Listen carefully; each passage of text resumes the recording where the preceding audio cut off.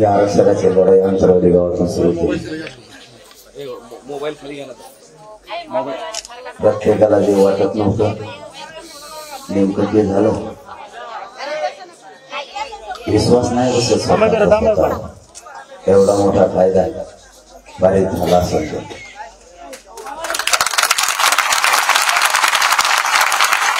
शब्द ऐकताना लहान तर त्या शब्दाचा अर्थ मोठा आहे आणि कायदा सुद्धा तो मोठा आहे. तो कायदा आता कायद्यात रूपांतर त्या अधिसूचनेचं त्या जयाचं कायद्यात रूपांतर करायसाठी सरकारला विशेष अधिवेशन घ्यावं लागणार आहे. एवढा मोठा कायदा आहे. वाटताना प्रत्येकाला वाटतं सगळ्या सोयऱ्या शब्दांमध्ये काही कागदावरती लिहून घ्यायचा विषय. ही खूप मोठा इतिहास झालेला आहे. ज्याला कळतंय त्याच्या लक्षात येत आहे. जर हा शब्द साधा असता तर आपल्याला 2 महिने नुसते एका गोष्टीसाठी झुंजावं लागलं नसतं. सगळ्या सोयऱ्यांचा अध्यादेश काढायसाठी 2 महिने सरकारकडून टाळा पाहिजे.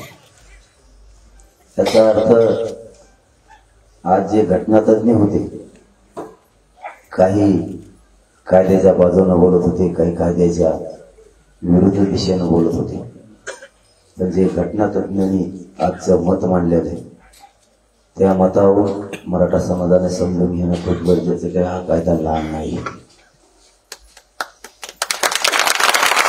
प्रत्येक जणाला वाटलं याला आम्ही चॅलेंज करू, असं करू. छोटा कायदा असता तर कोणी चॅलेंजचा शब्द काढला नसता. आणि चॅलेंज का होत नाही आणि याची व्याख्या किती मोठी त्या शब्दाची हे घटनातज्ञांनी सांगितलं. म्हणजे घटनातज्ञ बापटसाहेब असतील किंवा निकम साहेब असतील, तिच्या डिबेट आता झाल्या तेवढ्या विषयावर हा कायदा मराठा समाजाच्या खूप हिताचा आहे. हे आता आयुष्यभरासाठी झालं, कारण या शब्दाचा कायदा नव्हता. तुमच्या नोंदी मिळाल्या तुम्हाला आरक्षण मिळणार आहे, नोंदीनुसार तुमच्या परिवाराला सुद्धा मिळणार आहे. परंतु त्याच्या नोंदीच नाही, त्याला देणं आणि हे खूप चॅलेंज होतं. माझ्या समोर सगळ्यात जास्त चॅलेंज होतं की शब्द तर दिलाय पण आता याचा कायदा पारित करायचा म्हणल्यावर सरकार तर ठेप्याला येत नाही. आणि हे चॅलेंज तर आता आपण स्वीकारलंय. आता आपल्याला हे कडेला न्यावंच लागणार आहे. मी ज्या गोष्टी बोललो नाही त्या आज बोलायला लागलो. इकडे शब्द देऊन बसायचं आणि तिकडं जर त्याचं कायद्यात रूपांतर न झालं तर चॅलेंज माझ्यावर येईल. आणि त्या शब्दात मराठ्याचं किती हित होतं हे मी पहिल्यापासून हेरलं होतं की या शब्दात मराठ्यांचं खूप हित.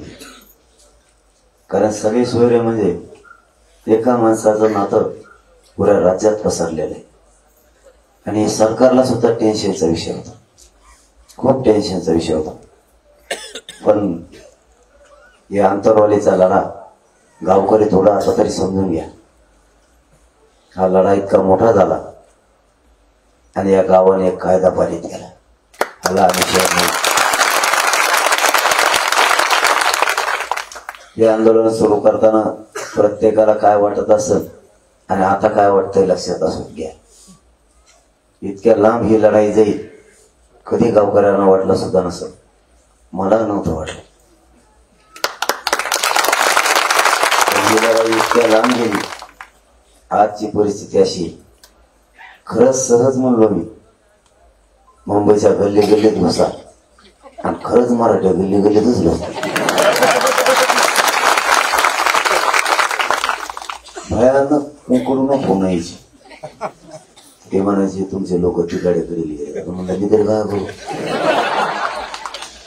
काही काही खोटे तर त्या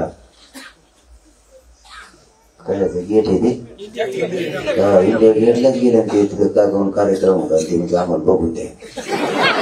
म्हणलं तुला काय करायचं बघून द्या. आणि सांगायला कसं लागले त्या कार्यक्रमात मराठीची एंट्री कधी म्हणजे न्यूज कुठं कुठे लागली होती. कोणत्या कोपऱ्यात तेच मी इकडंच वाशीला तरच अजून मैदान भरलं.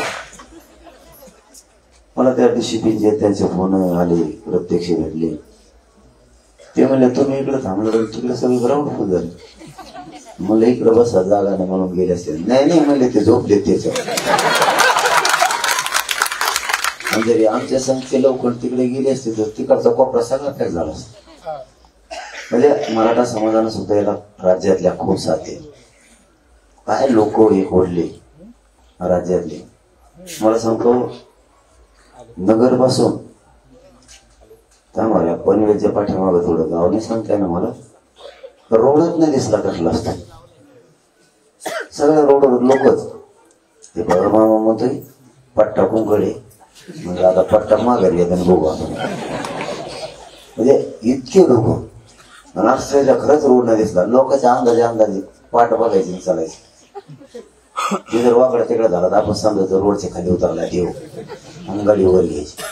इतकी ताकद आहे पुण्यात. तर इतके दम छाडले की भयानक. आपलीच लाईन आपलीच त्यांची सोडून 64 किलोमीटर होती. आपलीच लाईन. ही लढाई साधी नव्हती. मला तुम्हाला एवढंच सांगायचं. शेवटी लढा जिंकलाय. कारण समाजाला द्यायचं तेवढा हात दिला. 57 लाख नोंदी सापडल्या. 57 लाख मराठ्यांना आरक्षण मिळाले. 57 लाख 5-5 जणांना जरी प्रमाणपत्र मिळालं, 2.5 कोटी मराठा आजच आरक्षणात जातोय. आणि ज्यांच्या नोंदी नाही त्यांचा सगळ्यात मोठा माया पुढं टेन्शन होतं. सगळ्यात मोठं त्यांच्यासाठी आता कायदा पारित झाला. म्हणजे त्यांचं टेन्शन नाही राहिलं. सगळ्यात मोठा लढा जिंकला. आपल्या आयुष्यातला कायदा पारित करण्याचा हे महत्वाचा क्षण. शेवटी सरकारला मुंबईला जायच्या आत कायदा पारित करावा लागला. आता त्याचं रूपांतर या अधिवेशनात कायद्यात रूपांतर त्याचं होईल. आत्ताही काही आमचं त्या विषयावर बोलणं झाले की ते आता त्याच्यात घेणार आहेत. पण तेवढ्याच विषयासाठी विशेष अधिवेशन बोलवण्यापेक्षा फेब्रुवारीत अधिवेशन आहे त्याच्यात त्याला कायद्यात रूपांतर करून टाकणार आहे. म्हणजे मराठ्यांना फिरून आयुष्यभर टेन्शन नाही राहिलं. मराठ्यांना कोणत्याही सोयऱ्याला कोणाचीही नोंद असली तरी त्याला आरक्षण मिळणार. त्यांच्याकडून आपण आणखी दुसरी गोष्ट बांधून घेतली. कारण हे मुख्य व्यासपीठ आहे म्हणून मला इथं मस्त दमलोय. पण इथं काही गोष्टी सांगणं गरजेचं आहे म्हणून सांगतोय.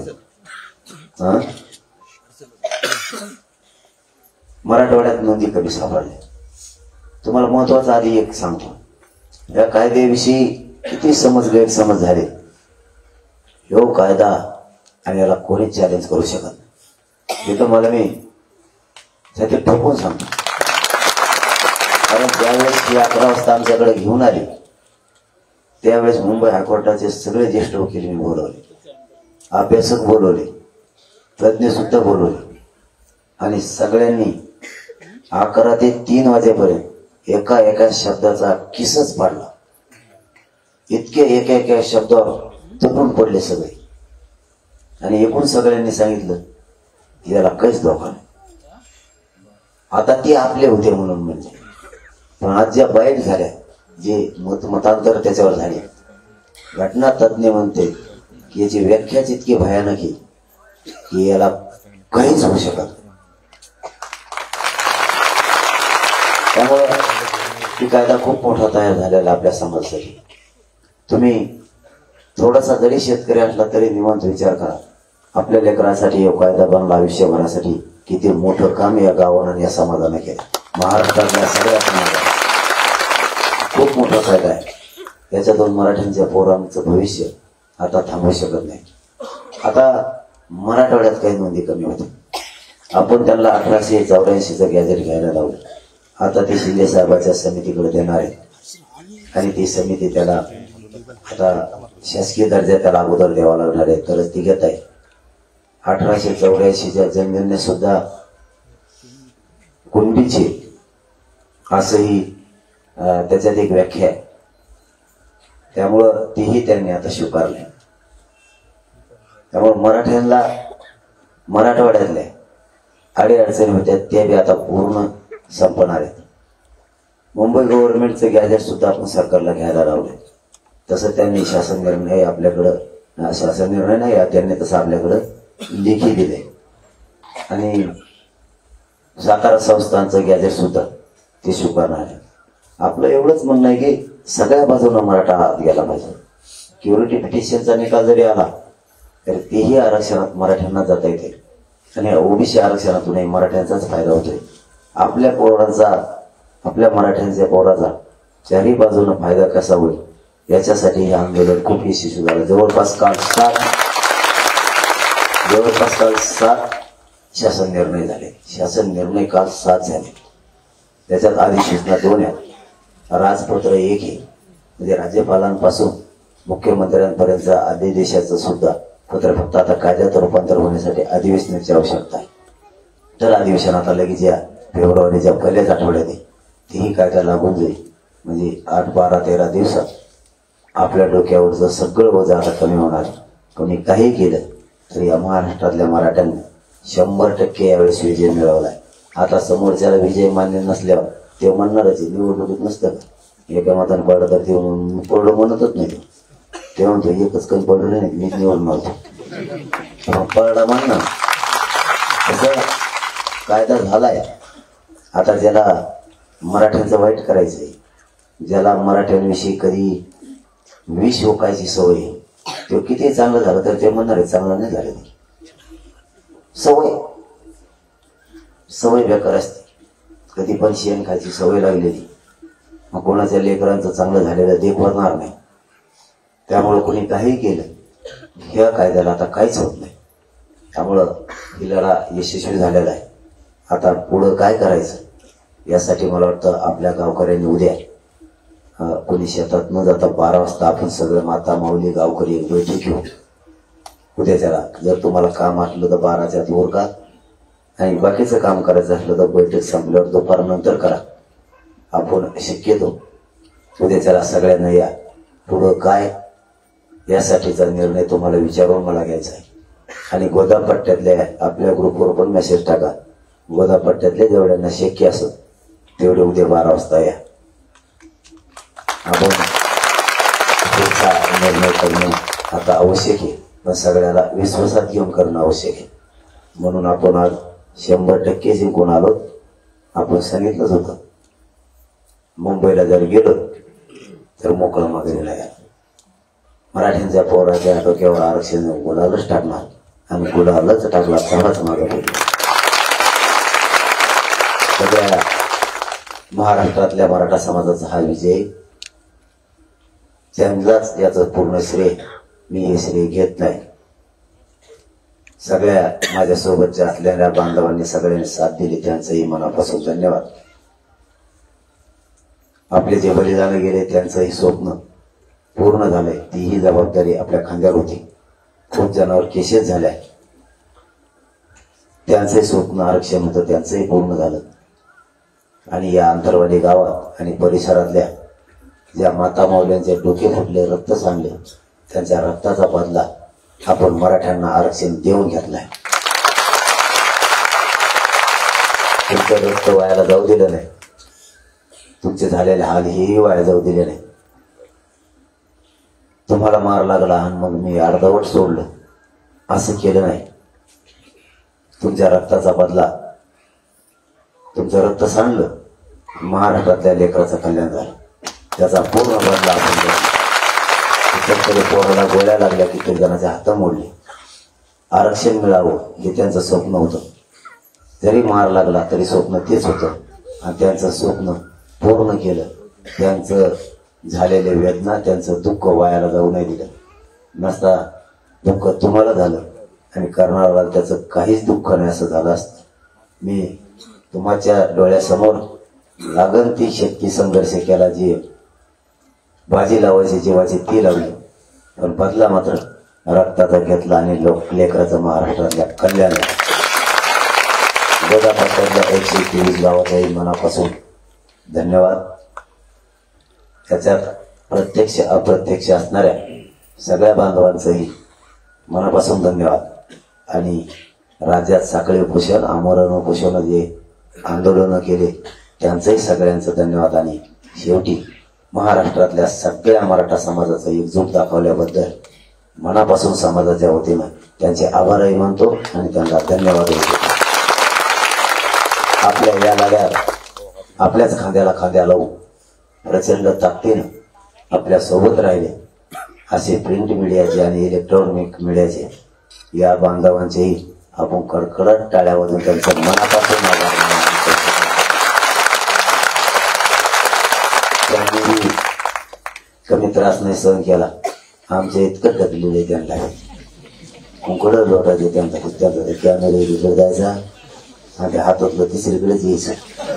ते म्हणायचं ते कुठे ते मला महत्वच मला सुधारणा तिकडे होती. लई जागेवर असं त्यांना गर्दी झालं काहीच हातात बुम राहायचं तर तिसऱ्याच हातात माहिती जायचं त्यामध्ये कॅमेरा जायचा. कॅमेरामन जायचा इकडच्या कडीला आणि त्याचा बुम धारणारा तिकडे. ते म्हणायचं इकडे त्याला तिकून खवडायचं ते तिकून याला खवडायचं आणि त्यावर हे मधले लोटीत लोटीत ते म्हणायचं आलो आलो आलो आलो म्हणून तर का दुसरे लवकर द्यायची की तिकडून लोटीत लोटीत तर तिकडे न्यायची. त्यावर कॅमेरावाला इकडे जायचं. इतकी त्यांचा संघर्ष त्यांना सुद्धा आपल्या इतकंच केला. काय असतं माणूस की माणसाला जिवंत असली पाहिजे. त्यांचं कौतुक कोणी करायचं. काम झालं की सोडून दिलं त्यांचं कौतुक कोणी करायचं. आपल्या गावाच्या वतीनं आपण त्यांना आरक्षण मिळालं सगळ्यात एक सफारी शिव असं सांगितलं होतं. आपण ते लवकर शिवणार सफारी कपड्याची पण करायचं गाडी म्हणजे. मी एकदा म्हणलो होतो त्यांना आपण सगळ्याला एक सफारी घेऊ. 2-3 जणांना असं उड्या आले त्यामुळे सफारी म्हणलं तर मग कल्याणच झालं.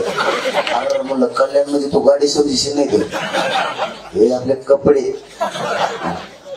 त्यांनी बी खूप संघर्ष केला. त्यांचे खूप या दौऱ्यात लगातार ते संघ होते. सगळ्या प्रतिनिधी बांधवाचे कॅमेरामनचे सुद्धा मनापासून मराठा समाजाचे होते ना. आम्ही तुमचे उपकार रोल कधी विसरणार नाही. तुम्हाला मनापासून धन्यवाद. आणि आता उद्याच्या 12 वाजता आपण बैठक घेऊ. पुढचं काय त्याचा निर्णय घेऊ. सगळे एकत्र या. आता गावकऱ्याने समाजाला खूप दिले. सगळं सोडून द्या काय असलं मनात तर. आता इकडे येत जा आणि इकडे ठरवा एकदा. आता नका बाजूने बघू. आता काय दिलंय हे महाराष्ट्राला माहिती. त्याच्यामुळं आता उगत तुमला म्हणला म्हणून कीर्तन तिकूनच ऐकत येत. आज बाबा कोणचा आहे तुम्हाला काय करायचं कोणचा आहे मी धरून ऐकत चांगला बाबा कणाकणाची दिसेल एखादा बाबा हे असं मध्ये जाऊन ते उद्या जाऊ. आज जरा तोरणात दिसत नाही. तुम्ही घरून ठेवतच होते. तुम्ही आता येऊता नका तुमच्या कड्याच वाजतो घरी. एकाला झोपून देत नाही तुम्हाला. मला जवळपास तुमचे सगळ्याचे घर माहित आहेत. नाही तर पण तिसऱ्याच वाजत होती माझी काय रागाडी. आता मला सगळ्याच्या माहिती झालं जवळपास कोणाच्या घर खुर्शी की काय जेवणात त्यासाठी येतो तुमच्या घरी तुमचं घर माहिती. म्हणजे एखादा इकडं नाही आली की आणला झोपून. झोपायला येते ही संघर्षातली कला आहे. एकमेकाला किती त्रास झाला पण हसण्यावर न्याला ही कला आहे. मी कवर झोपत नाही. मी मंदिरात आलो टेन्शन येते इथं झोपत का आज घरी जायचं आमचा दिसत नाही का तिकडे सरपंच तिकडे. मग ते इथेच पडा लागेल आपल्याला. त्या कोपऱ्यात भरायची आणि मी तिथं बघूस तिथं पाहत गेला घरात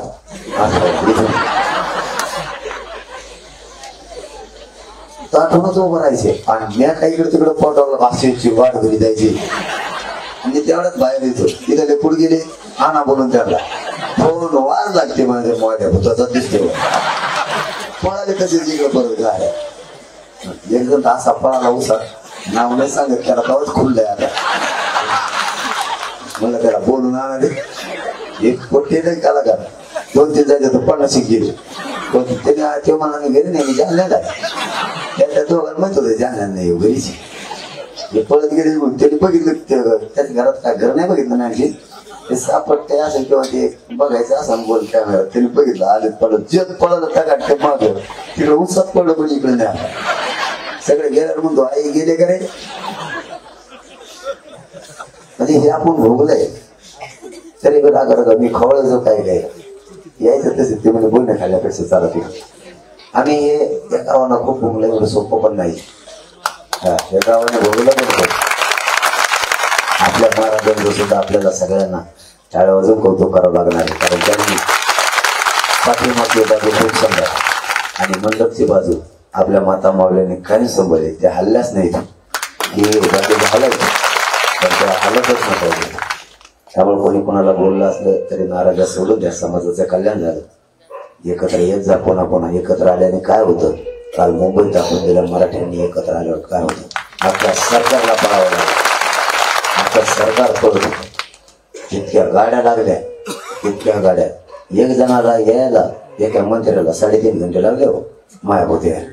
इतक्या गाड्या ते म्हणतो इतक्या गाड्या मी मुंबईत आम्ही हमेशा बघत होतो पण इतक्या लाईनी लागलेल्या आता गाडीच्या शेजारी गोधड्या टाकून झोपलेली आणि लोक कोण आहे रे आम्हालाच सतत इच्छा देते कोण रे म्हणजे पूर्ण लय कलाकार रस्त्यातच टाकले एका जागेवर टेरा दे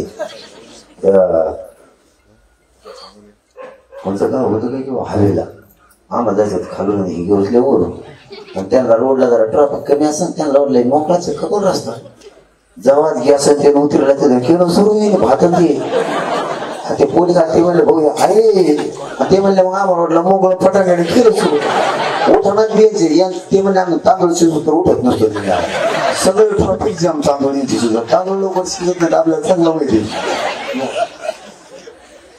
यांनी लोक खूप कला गेलात पण या लेकरांचे आंतरवाडीकरांच्या बांधवा सांगतो लय हल्ले.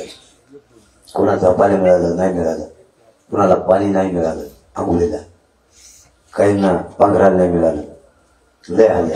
पण मला कोणीच म्हणलं नाही की माझे लय हल्ल्याने सहन केले त्यांनी. कोणाला डास चावले पनवेल पासून वाशीपर्यंत 30 किलोमीटर अंतर तिथून रोड पोहोच आपल्याला 30 किलोमीटर इतके लोक होते सोबत लय म्हणजे हाल सुद्धा तितके सहन केले फुकट नाही. आणि इथून तिथूनचा त्यांनी प्रयोग बघितला. ते म्हणलं मग मुंबईत आल्यावर अवघड होणार आहे कारण नवी मुंबईत जर ही परिस्थिती आहे तर मुंबईत आल्यावर अवघड आहे. कुठं झोपत येत आणि झोपत येत कपड झोपत येत येते जे रंगवून येते थंडी वाजली दुसरीकडे घेऊन जायचं. ते सकाळी माझ्याकडे ते माझ्या दादा याला सांगा समजा मला थंडी वाजली हे रगत घेऊन पळत करायचं. आता म्हणलं तुम्ही 15 किलोमीटर मी 15 किलोमीटर याला कवा सांगू तिथे कोण कोणाचा उशा घेऊन जायचं. इतके हाल झाले तरी सहन केले. मी एखाद्या वेळेस कदाचित जर फेरफटका मारणाराची तसे दुमता करून झोपलेला असायचे पोर थंडीमुळे पण नाही आहे. मी स्वतः बघितलं हे सोपं नाही. हे बनलं म्हणजे काय सहज बनलं नाही. त्याने प्रत्येकानं त्याग वाटला तिथं प्रत्येकानं आपला आपला संघर्ष वाटला तिथं तवाही झाला. कोणाला किती किती आजार आहेत कुणी कशाचा विचार नाही केला. जिथं जागा मिळेल तिथंच गाड्या लावल्या त्या मार्केटमध्ये ते मार्केट इतकं टप्प होतं. मी आता पहिलेच बघितलं किती गाड्या लावल्या त्याच्यात गाड्या बी अशा लावल्या त्याचं दार सोडून लावायचं दुकानाचं नेम दारात लावलं त्या दुकानदार शेटर सुद्धा वर करताय ना आणि त्यालाच म्हणायचं मोठ्या गाडी जागा लावून होता तो ह्या गाडीला काय होतंय गाडी निभार असून एका जागेवर मार्केटच जाम केलं. ते मार्केटचा अध्यक्ष माझ्याकडे आला. ती मला म्हणले आधी काढतो तुम्ही सांगितलं तरी आणि मी तिथे गेल्यावर मला आधी हा म्हणल्यानंतर मला म्हणते गाडीला म्हणले त्याचा काढीत असतो बाजूची असून तो आता त्याला गर्दीत माया पुढे जाईल त्याला माया पुढे दिसतो 1.5 घंटा लागला चेवरू घेतले त्याला ते पण तितक्या गर्दीत घुसले होते पांढरे कपडे त्याची हे तिकडून लुटलं ते तिकडून रडले ते तिकडे घेतले इकडे गेले ते रडत पडत नाही कसं ते म्हणलं मला बाहेर जायचंच नाही आता म्हणलं का मग ते म्हणलं तुम्ही येऊन सोडीत असले तर जातो मी गाड्या काढायच्या भरून द्या मला तिकडे मला बाहेर जायचं टेन्शन आलं नाही.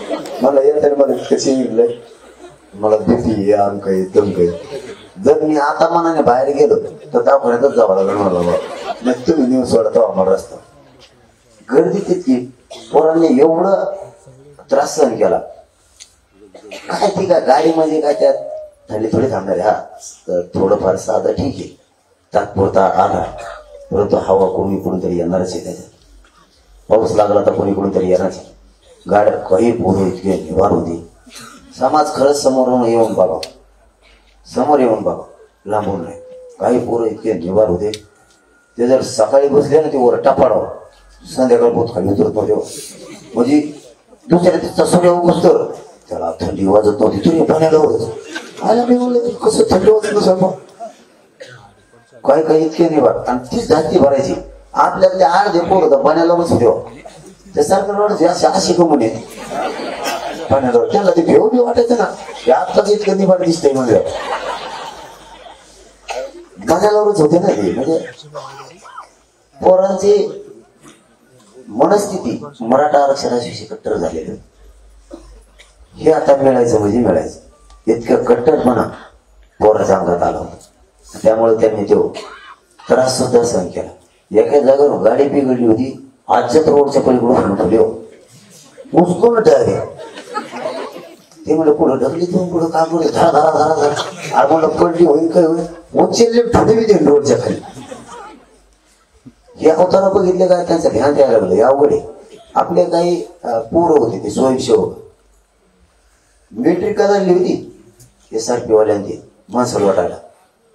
ते पोरं घुसले ना धनाच पब्लिक पण व्हायचे. ते टिशी बाजूला उभं राहिलं. ते म्हणतो की यांना कसं काय एवढं लोटी, आमचे लोक बेजार झाले म्हणे, थोडे आम्हाला मग कपडे बघा म्हणे कसं भिजलोय. आणि यांना कसं, यांना ट्रेनिंग नाही काहीच नाही. ही मराठ्यांच्या पोरांच्या न्यायाची अंगातली धग होती ती रोष होता, आम्हाला मिळाला पाहिजे. आणि त्या धगीत आणि त्यांच्या विचारात ते लोक सुद्धा इतके बाजूला सारत होते. ते सारलेले बघून सरकारला वाटायचं आपल्या पोलिसाला पब्लिक फाकत नाही, यांना पब्लिक फाकती. आणि हे दोन शिकणे आले 50-50 लाख घुसले. आणि हे जर सगळेच असे असले तर समुद्रातले सगळे दगड उचलून न्यायचे तिकडे.